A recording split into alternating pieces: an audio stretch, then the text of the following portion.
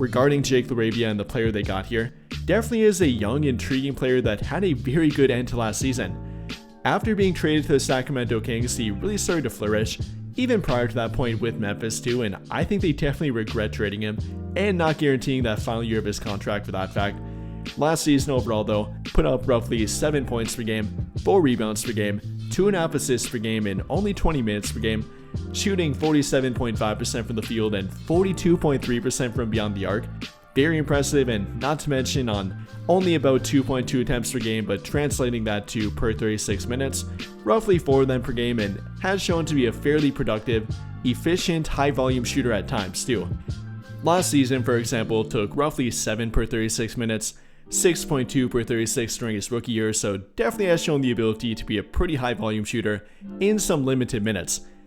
But like I said, once he finally got his opportunity late last season, he definitely did begin to flourish, showing ability on both offense, like we talked about, with the scoring ability, with the 3-point shooting, even with some decent playmaking ability too, but then also on defense too. Having his best defensive season per advanced stats here, having a plus 1.1 defensive BPM rating, much of that coming with Memphis rather than Sacramento, which is obviously affected by Memphis being the better defensive team, but simply by watching Jake Laravia play and knowing the defender that he is, or at least can be at times, I think there is enough to call him a 3-and-D wing here. You know, probably not the level of a Dorian Finney-Smith, definitely not in regard to a help defender, a team defender, or simply the experienced, versatile defender that Finney-Smith is, but there is a bit more lateral mobility here with Jake Laravia, is younger and therefore a bit more mobile and more athletic than Finney-Smith, does have more room for growth here in my opinion as well, could definitely be a good to possibly even borderline great defender eventually, if he really commits to it and if he really buys in on defense.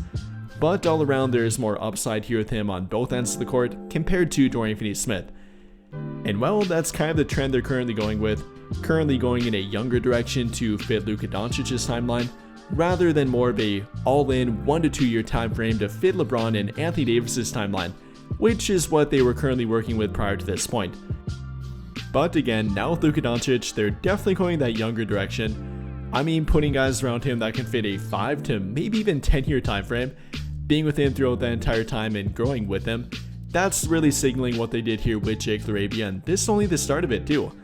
I imagine that all of their signings are going to be 28 or younger, ideally to fit with Luca Doncic. I mean, maybe they'll sign a vet and likely at center if they have to, with the current center market. Apart from DeAndre Ayton, who we have talked about and will continue to talk about, the other centers are older, so I guess I wouldn't really say with that, but for the wing players and for the guards around Luca Doncic, either with him or behind him in the rotation, I think they will be going with a younger direction. Again, shown by Jake Laravia here. However, I think there is some question about what they plan to do with him in the rotation. Is he now going into their starting lineup? Is he a better fit than Rui Hachimura in their starting lineup? You know, I think that has to be answered by the moves they make after this point. Will they make a trade? Will it be for a 3-and-D wing like in Andrew Wiggins or somebody like that, for example? Will that be their new starting wing player? Their starting small forward with LeBron, Luca, and Austin? Or will it be Jake Laravia, and is that the plan here?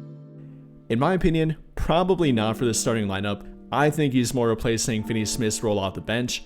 Not exactly that role again, he can't fill it entirely defensively and isn't Dorian Finney-Smith on defense, but simply about that 25 minutes per game, that kind of role off the bench, playing that small forward, power forward mix kind of role behind LeBron and Luca and Rui Hachimura. I think that's more what's in store for Jake Laravia here.